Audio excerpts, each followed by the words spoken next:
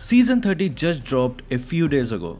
I know you are curious about which hero you can use to reach Mythical Immortal as soon as possible. No need to ask anymore, as I am here to help you out. Hi guys, Kazuki here, and in this video I am going to tell you the top 15 heroes to pick in solo queue to reach Mythical Immortal as soon as you can. Let's give a few honorable mentions before we start this list. Florin, Valir and Feni. These three heroes are extremely good too, but the reason they are not on the list is either they are banned most of the time or they need a high amount of skill and experience to be used properly. Let's begin with the number 15th spot, it's Brody.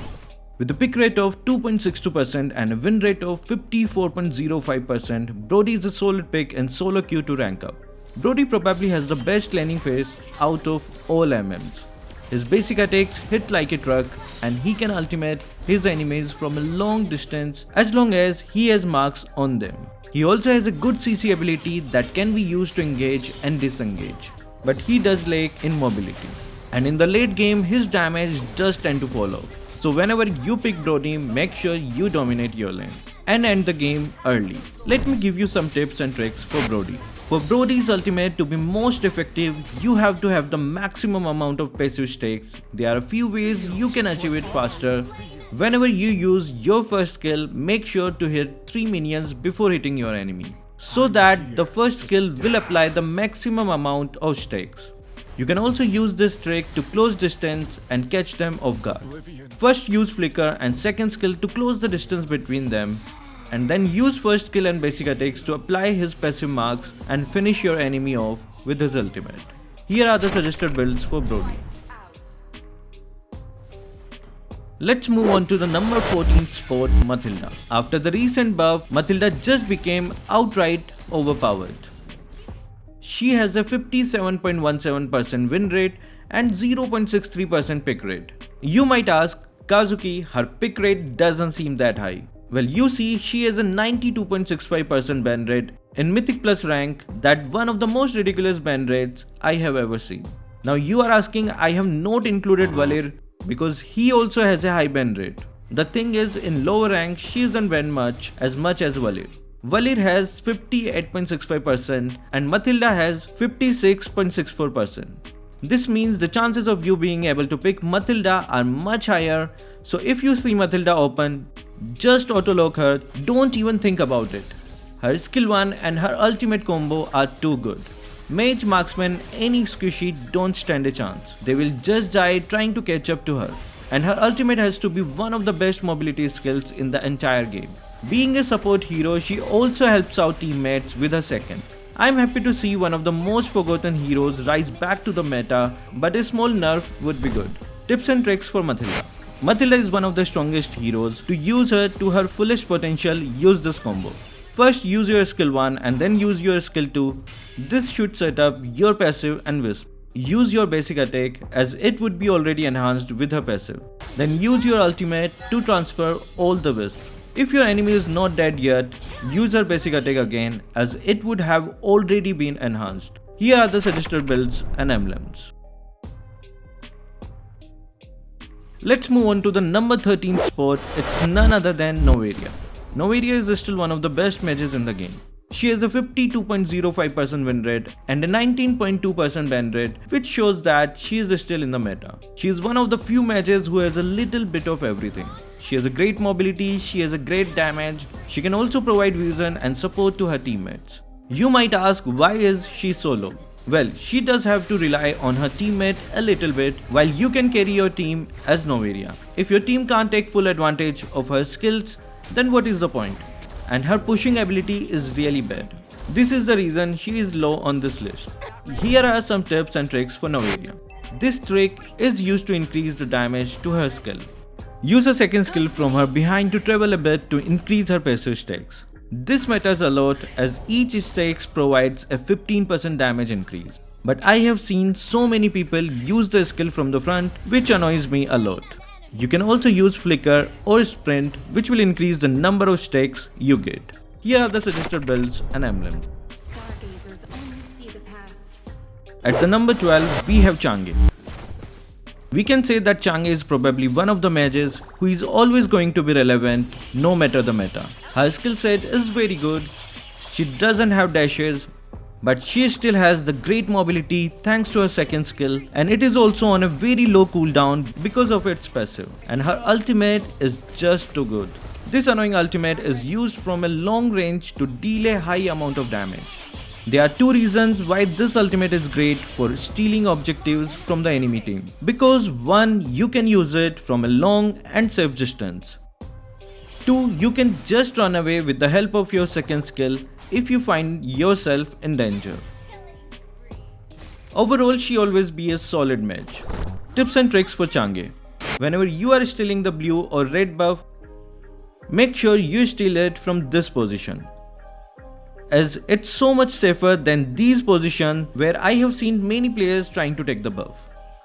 I also suggest you to buy golden staff when you are done building your all core items, because it will help keep your cooldown on your second skill low, and it will also boost your turret pushing capabilities. Here are the suggested builds and emblems. Now let's move on to the number 11, it's Joy. This naughty little Leonian is very good as long as you know how to use her. She has a 57.94% win rate along with a 1.54% pick and 36.65% ban rate in Mythic Plus, which says so much about this hero. She is one of the few heroes that if you master her, she will just take you to a Mythical Immortal all by herself. But she is a hero that requires a lot of practice. You might say that then Fanny also will fall under the same category. Well, I can say that Joy is much easier to use, that is the reason she is here. Her skill set rewards all the players who spend time mastering her. She even has flexibility. She can be played both in experienced lane and in the jungle. Tips and tricks for Joy. Time is her second skill. I know you already know this, but you have to master her. The difference in damage is stupid, and her recent advanced server changes make it so that you have to rely on the timing more.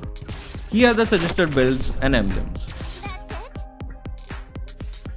At the number 10 spot, we have Fredrin, a classic hero. We can see him almost all the time, as he is the 4th most picked hero in all of Mythic Plus.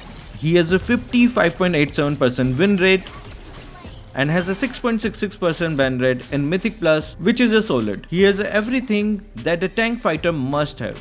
He has a decent mobility, great sustain and annoying CC skills. Fredrin is probably one of the most flexible on this list, as you can play him in roam, jungle or in experience. He has a solid pick for all these positions, and his ability to convert damage to HP is super useful in some situations. Whenever you play Fredrin, remember one thing: the amount of damage you take is directly proportional to the amount of damage you deal. So never use his ultimate. When you have taken less damage, wait it out and time his ultimate at the right time. Here are the suggested builds and emblems. No sweat. At the number 9th position, we have Paquito. Paquito has a 52.78% win rate and 1.4% pick rate. This means he's doing decent in the meta. There are many reasons to pick Paquito. Let's go of all of them. First and foremost, this is the hero with the highest combos in the game. So you can almost fit him in any situation. He has great damage and mobility and sustain. He can close distance in an instant. He can also escape from hairy situations thanks to his skills. The only disadvantages that I can think of are his weaknesses to CC. And he also scales a little bit slow, and he is also a bit hard to play. Tips and tricks. Check out this video, as we have gone in deep into all the Paquito combos and when to use them. You can watch it right after this video. Here are the suggested builds and emblems. At the number 8 is Terizla. Terizla, after the emblems changes, has been terrifying the upper rank. Terizla has 57.38% win rate and 2.19% pick rate. This just goes to show his dominance in the lane. There are very few heroes who can compete against him, and his damage from his second skill is pretty good. Truly a beast in the EXP lane. Tips and tricks for Terizla. Use the new item Great Dragon Spear whenever you feel that you are too slow, as it gives a 20% movement speed boost after using the ultimate, which will greatly help you chase down any enemy. Here are the suggested builds and emblems. At the number 7th spot, we have none other than Irithal. Irithal is just a monster in the late game. Her laning phase is weak, but as soon as she has 3 items, she becomes a monster. With the recent buff on her cooldown, she is truly a force to be reckoned with. Her mobility is great, she has great skills which can be used to melt enemies and slow them down. The only issue I think she has is her early game. But if you just hold on long enough, she will be a monster. I expect more buffs coming to her, as new Ducati skin is coming after all. Tips and tricks for Irithal. Being Irithal, take advantage of her unique mechanic. Never just stand in one place like other marksmen. Keep moving. For moving constantly, even her passive will reward you. Don't forget to buy her item, Great Dragon Spear. The boost in movement speed helps her out because of her passive. Here are the suggested builds and emblems. At the number 6 spot, we have Xborg. Xborg is terrifying to go up against. He has everything you need. Great damage, annoying slow. You also have to kill him 2 times. He is one of the perfect heroes to rank up in the meta. He has a respectable win rate of 52.32% and a ban rate of 8.12%, and he has a great pick rate to 1.87% and can be played in both jungle and EXP lane. Whenever you are playing in the EXP lane, make sure that you are buying Immortality as your first item, as it gives him 4 lives. And whenever you use your first skill, make sure to fill the meter, as it goes to true damage. You can use his second skill to pick up all the fragments. Make sure to use it properly, as it gives you back his shield and regen. You can use his second skill while ulting, use it to catch retreating enemies. Here are the suggested builds and emblems. At the number 5th spot, we have none other than Edith. Edith is always going to be one of the most powerful heroes in the game.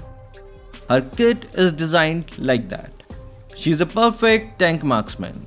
She is so versatile that she can be played in as a roamer, as an experienced laner, and if you are good enough, she can also be played in the gold lane. Doesn't it speak leaps and bounds about this hero? She has the second highest win rate of all heroes in the Mythic Plus rank. You must understand how terrifying she is, right? Tips and tricks for Edith.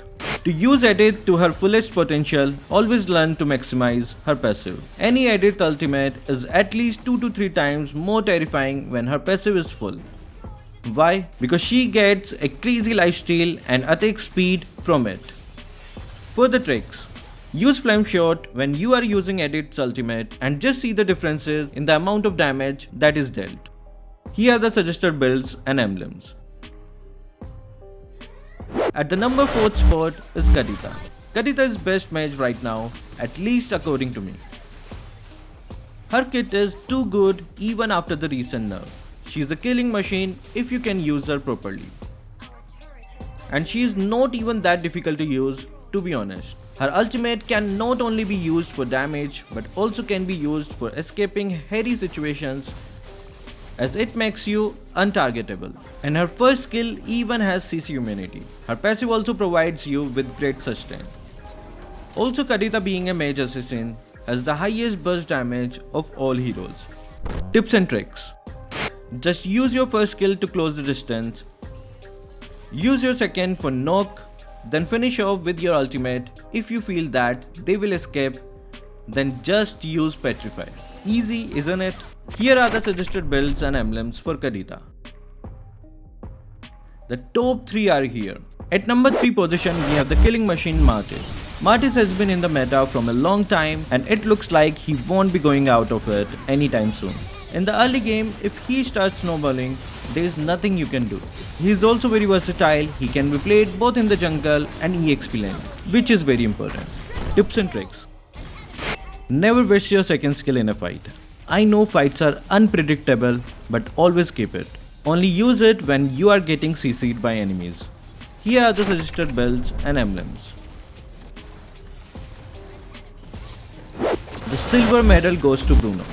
Bruno has been making everyone scared with the amount of crit damage he does. And it's not like the nerf in the recent patch made him useless. According to me, he still is a ban-worthy hero, but the current case is that he is not being banned as much as before. His ban rate just dropped from 61% to 12.07%. He still hits like a truck and is good for solo queue. I recommend you pick him whenever you get a chance. Tips and tricks. To maximize his crit damage, always make sure you keep his stakes at 10. Just hit anything within your line of sight and always keep it at 10. And you must know his double ball trick by now, but let me tell you again. Use your skill 1, wait, keep hitting after your cooldown of skill 1 resets. When his enhanced ball is in the air, tap on it again. You will have 2 enhanced balls now. Here are the suggested builds and emblems. Finally, the gold medalist, Mr. Number 1 is none other than the Black Dragon Yuzong. The amount of buffs Moontun pushed on Yuzong is too much. He is hands down the best EXP laner right now, and it's not even close. He has crazy damage and crazy sustain. He can become a big black dragon that can wipe out entire enemy team. Yuzong currently has just a 0.47% ban rate, which means you won't even have trouble picking him. Tips and tricks Yuzong. Since Yuzong also can perform many combos, I will give you 2 combos. First, the basic combo that everyone knows. Simply use your first skill, wait for it to explode, and when it's about to explode, use your third skill. This will make sure your first skill damage is taken to its fullest extent. The second one is more useful combo, which is often used to take out the enemy backline. First, use your ultimate to dive into enemy's backline. Use your ultimate again to transform into his hybrid. Use Petrify to CC, then use skill 1 and 2 and basic attacks. There you go. I have given you 15 heroes who are currently best to push up to Mythical Immortal. Do you agree with the list? I hope you have a great time pushing to Mythical Immortal. That will be all for this video. Thank you guys for watching. Keep supporting Kazuki Official.